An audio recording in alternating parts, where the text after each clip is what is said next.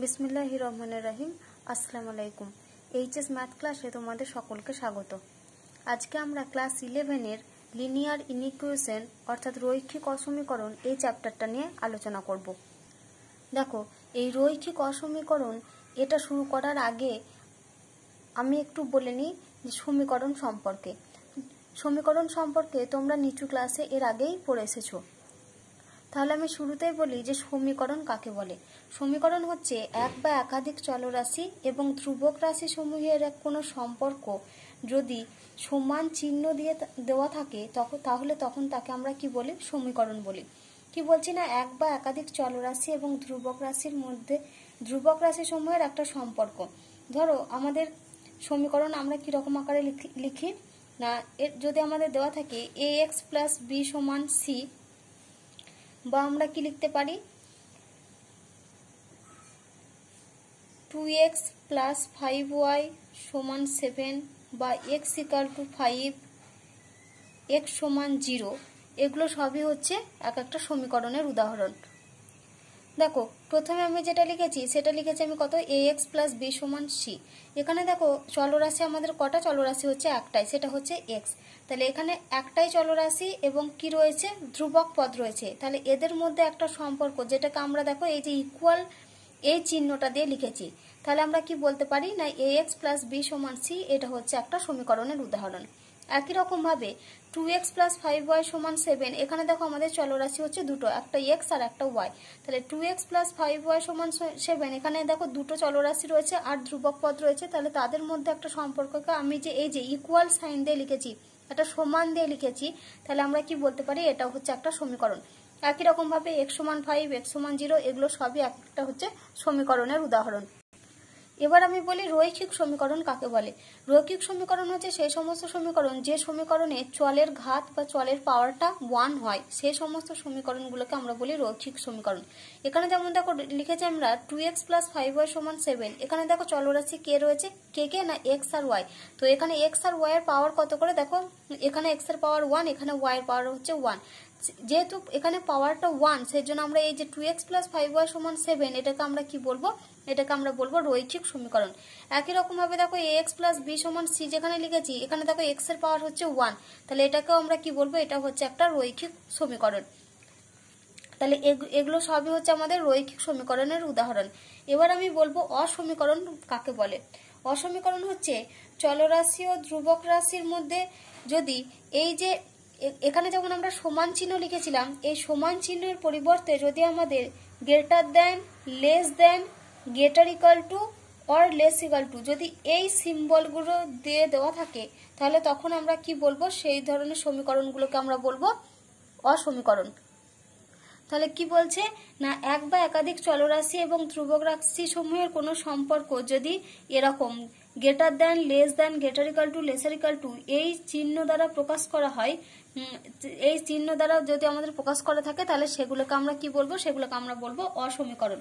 যেমন ধরো যদি আমাদের দেওয়া থাকে যে 2x মাইনাস 5 গ্রেটার দেন 0, বা ধরো যদি আমাদের দেওয়া থাকে 2x plus 3y greater than 7, ax plus b less than c, বা ax plus b lesser equal to c, যদি আমাদের এরকম জাতীয় দেওয়া থাকে, তাহলে এগুলোকে আমরা কি বলবো? এগুলো সবই হচ্ছে আমাদের অসমীকরণের উদাহরণ।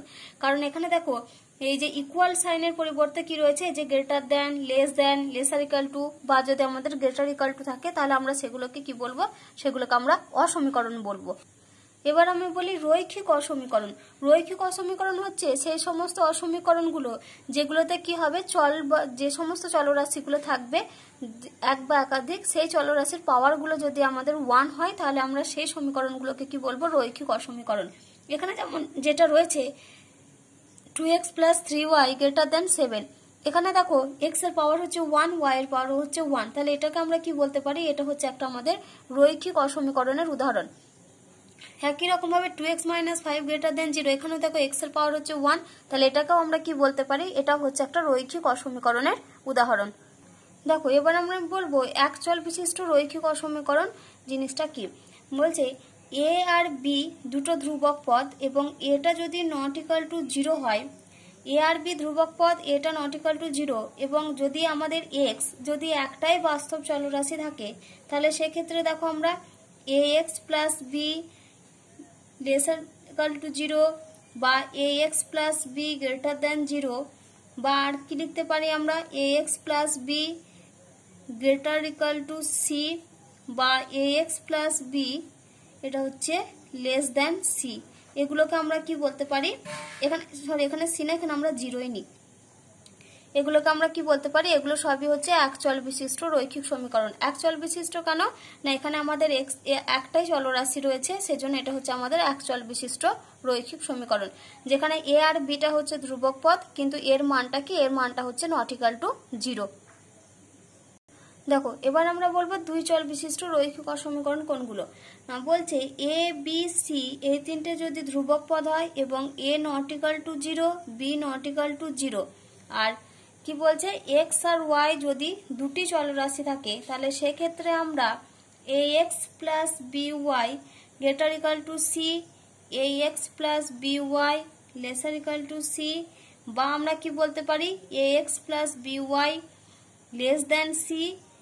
এই ধরনের যে অসমীকরণ সেগুলোকে আমরা কি বলবো, দুই চল বিশিষ্ট রৈখিক অসমীকরণ। রৈখিক বলার কারণ এখানে হচ্ছে এক্স আর ওয়াই যে দুটো চলরাশি রয়েছে তাদের পাওয়ারগুলো যেহেতু 1 বা ঘাতগুলো যেহেতু 1, সেই জন্য এগুলোকে আমরা কি বলবো, দুই চল বিশিষ্ট রৈখিক অসমীকরণ। দেখো এবার আমরা আলোচনা করব অসমীকরণের সমাধান সেট। দেখো আমরা জানি যে সমীকরণের কোনো সমীকরণের কি থাকে, একটা সমাধান থাকে, যেটাকে আমরা কি বলি সমাধান, সমীকরণের সমাধান বা বীজ।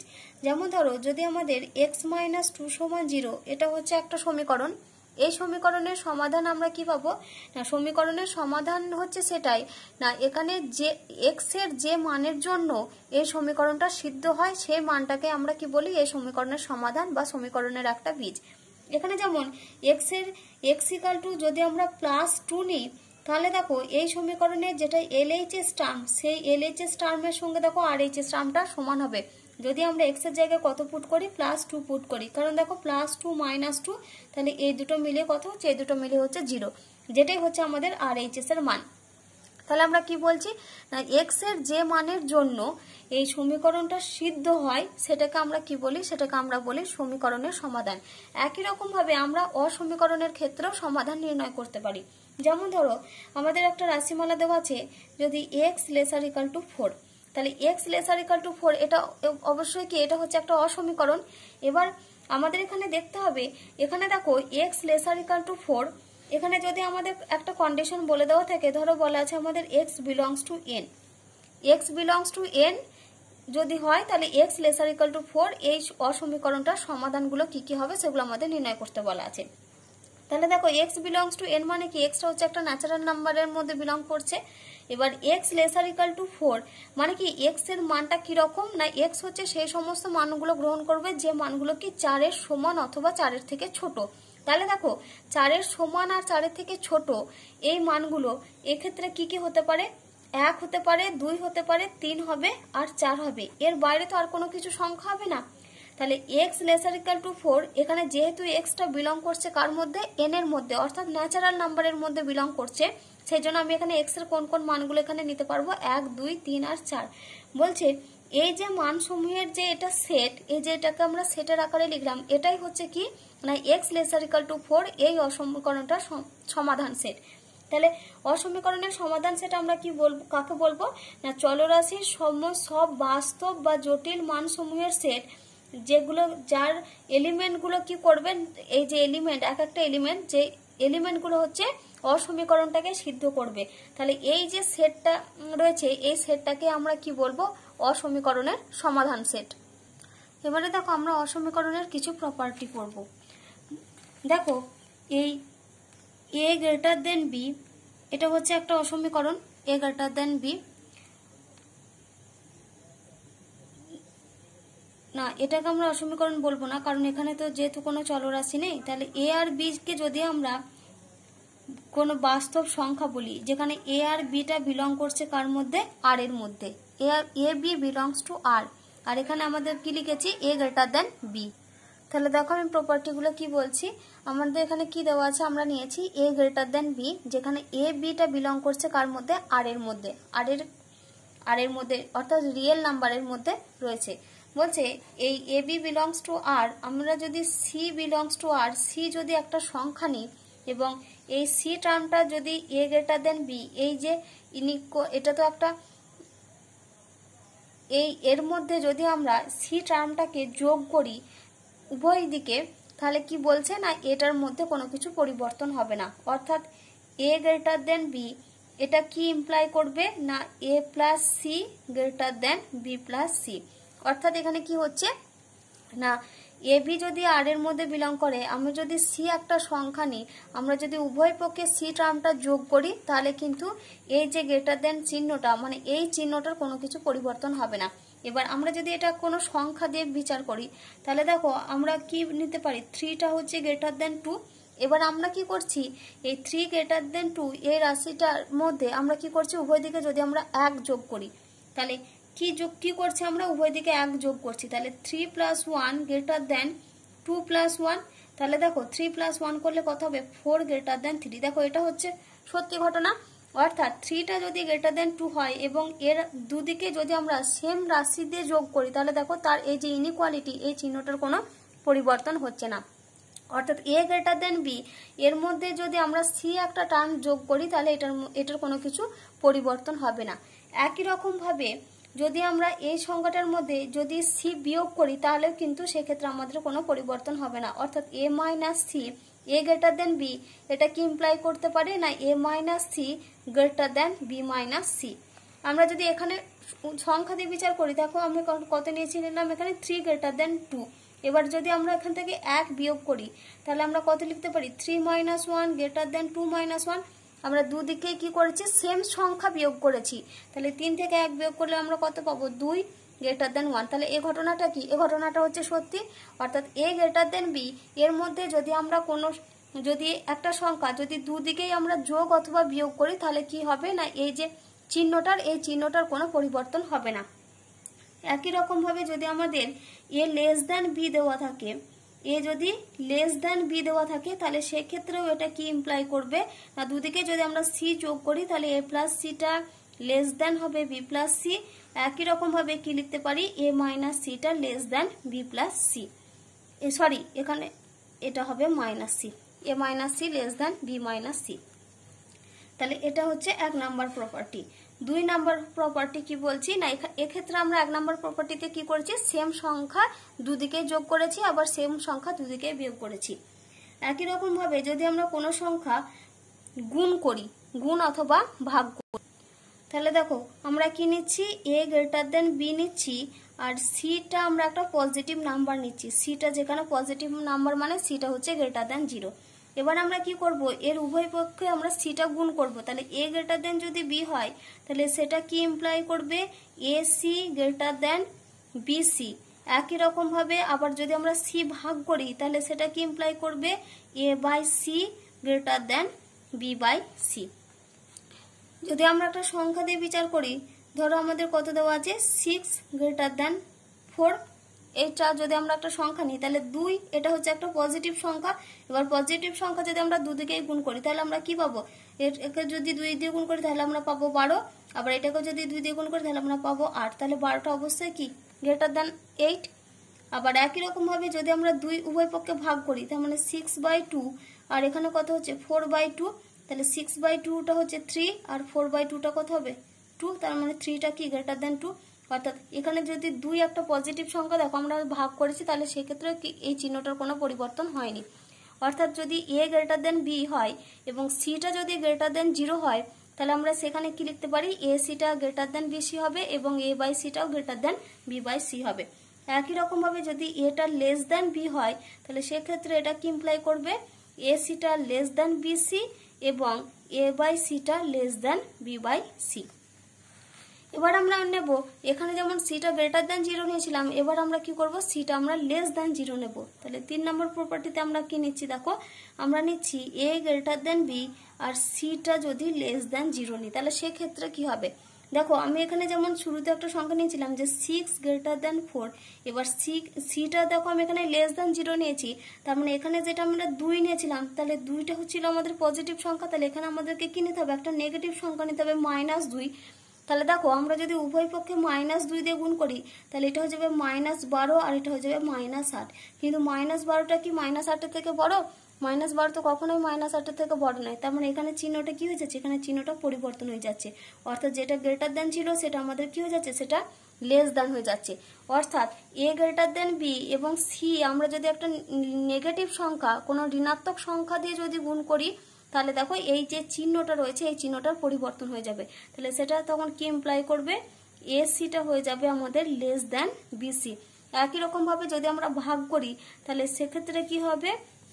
সেক্ষেত্রে আমাদের এই চিহ্নটা পরিবর্তন হয়ে যাবে, এ বাই সি লেস দেন হয়ে যাবে বি বাই সি।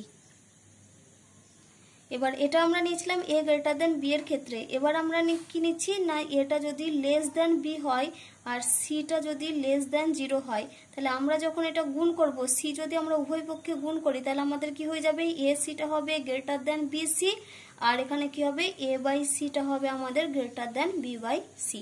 এই প্রপার্টিগুলো তোমরা মনে রাখবে, কারণ এগুলো আমাদের অঙ্ক করার ক্ষেত্রে কাজে লাগবে।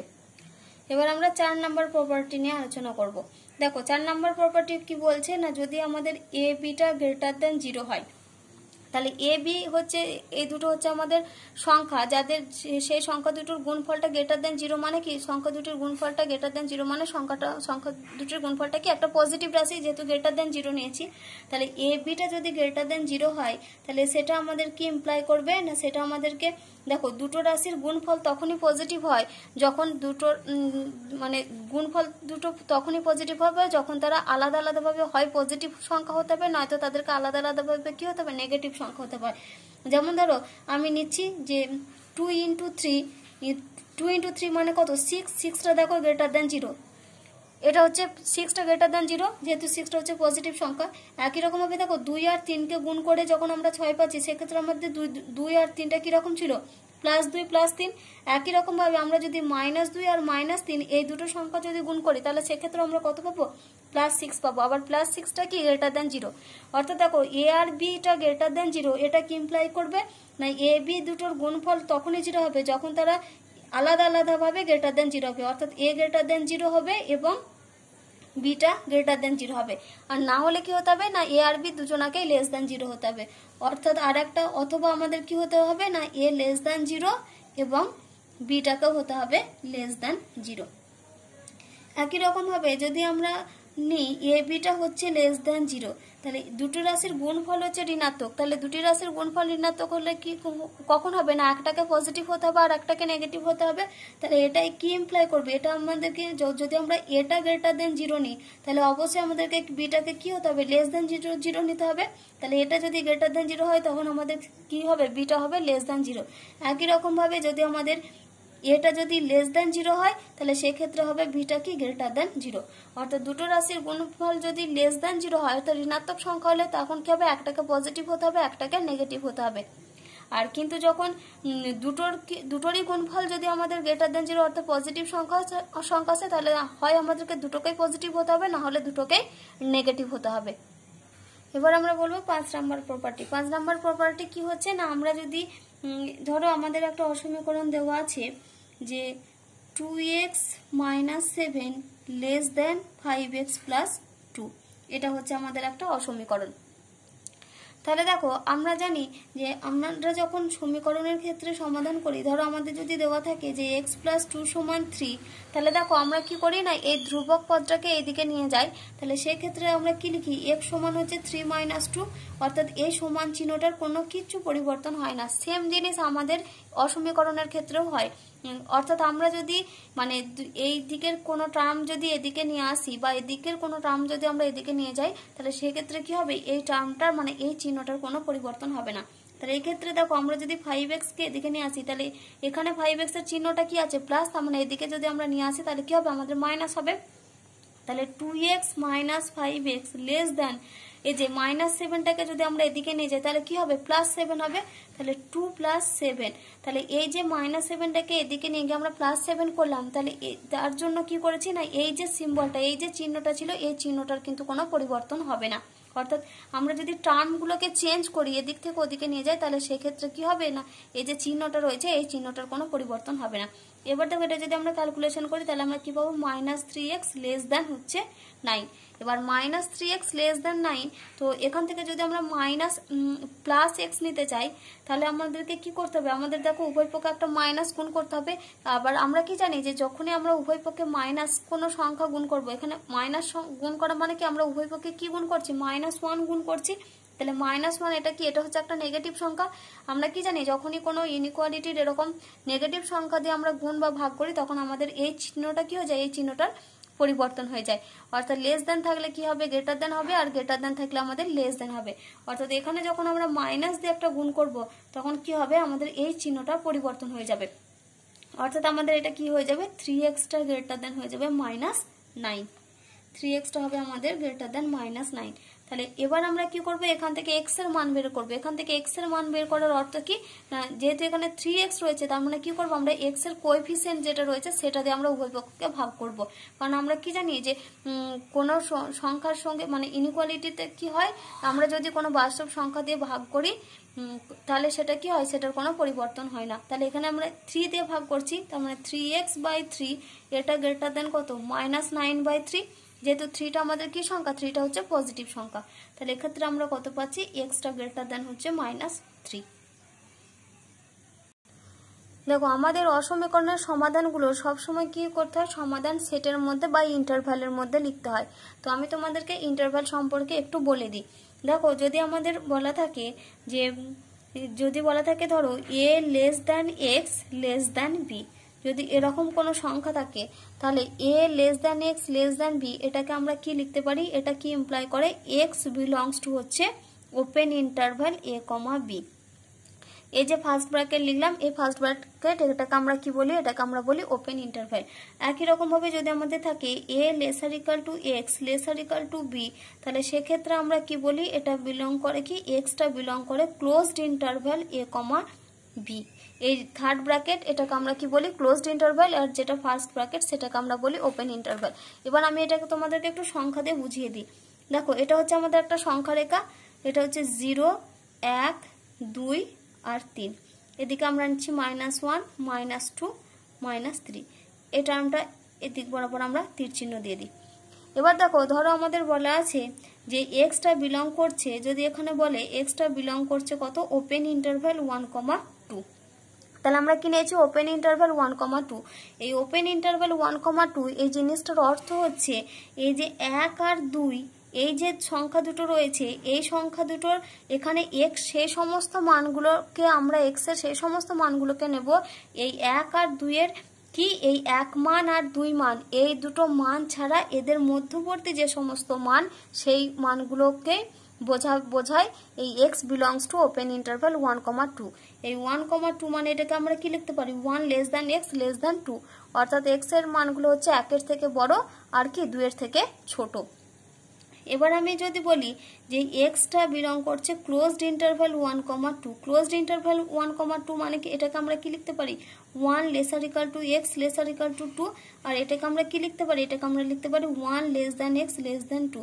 এক্ষেত্রে আমাদেরকে কি হয়েছিল, x এই সমস্ত মানগুলো গ্রহণ করেছিল যেখানে কি ছিল, 1 আর 2 বাদে এই দুটো সংখ্যাকে বাদে মধ্যবর্তী সংখ্যাগুলো। কিন্তু যখন আমাদের ক্লোজড ইন্টারভ্যাল বলবে সেক্ষেত্রে আমাদেরকে কি নিতে হবে না, যেটার ক্লোজড ইন্টারভ্যাল বলা থাকবে সেটা সেই দুটো মানও নিতে হবে। অর্থাৎ আমরা এখানে যেহেতু দেখো 1 এর সঙ্গে একটা ইকুয়াল রয়েছে, আবার 2 এর এদিকে ইকুয়াল রয়েছে, অর্থাৎ 1 আর 2 এই দুটো সংখ্যাকেও নেব এবং সেই সঙ্গে কি নেব, 1 আর 2 এর মধ্যবর্তী সংখ্যাগুলোকেও নেব।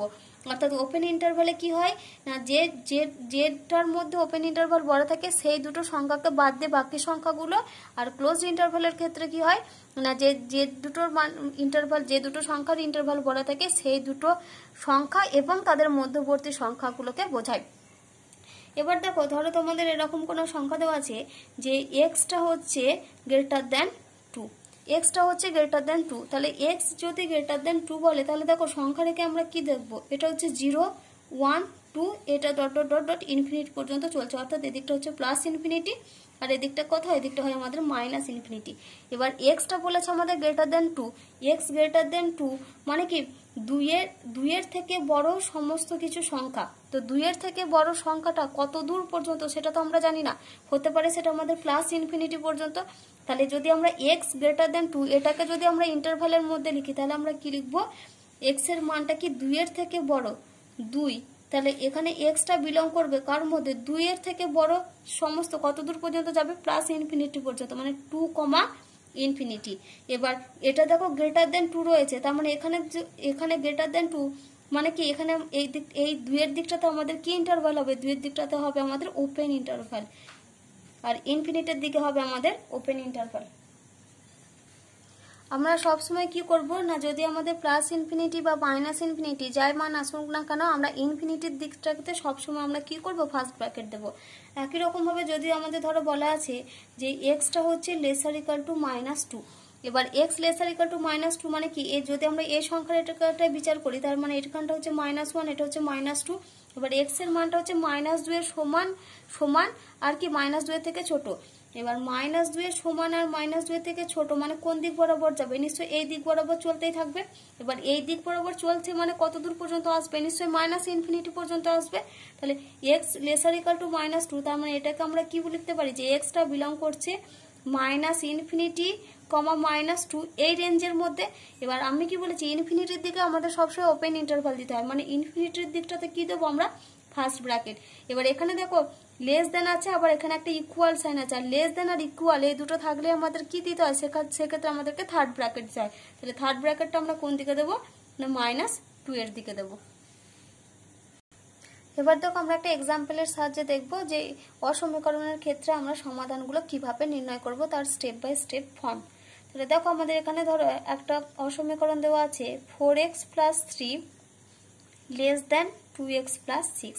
এটা হচ্ছে একটা অসমীকরণ। কি ধরনের অসমীকরণ, রৈখিক অসমীকরণ আর হচ্ছে এক চল বিশিষ্ট, কারণ এখানে দেখো চলরাশি আমাদের একটাই রয়েছে।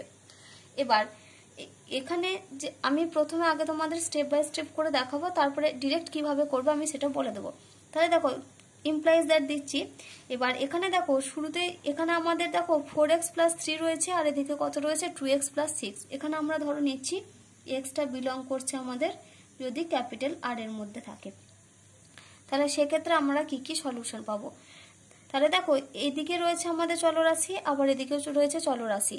তো শুরুতেই আমরা কি করব, এই যে ডান দিকে যে চলরাশিটা রয়েছে এই চলরাশিটাকে আমাদেরকে সরাতে হবে। তাহলে এখানে আমাদের কত রয়েছে দেখো 2x রয়েছে, তাহলে এই 2xটাকে যদি আমরা সরাতে চাই তাহলে আমাদেরকে কি করতে হবে, নিশ্চয় -2x দুদিকে নিয়ে আসতে হবে। তাহলে এদিকে যদি আমরা একটা 2x বিয়োগ করি আর এদিকে যদি একটা 2x বিয়োগ করি তাহলে দেখো তবে আমাদের এই 2x রাশিটা সরবে। তাহলে আমরা শুরুতেই কি করছি, 4x + 3 -2x < 2x + 6 -2x। আমরা উভয় পক্ষে কি করেছি, 2xটা মাইনাস করেছি, কারণ আমি তোমাদের শুরুতেই বলেছিলাম যে ইনইকুয়ালিটির ক্ষেত্রে আমরা যদি কোনো সংখ্যা যোগ বা বিয়োগ করি তাহলে কিন্তু এই চিহ্নটার কোনো পরিবর্তন হয় না।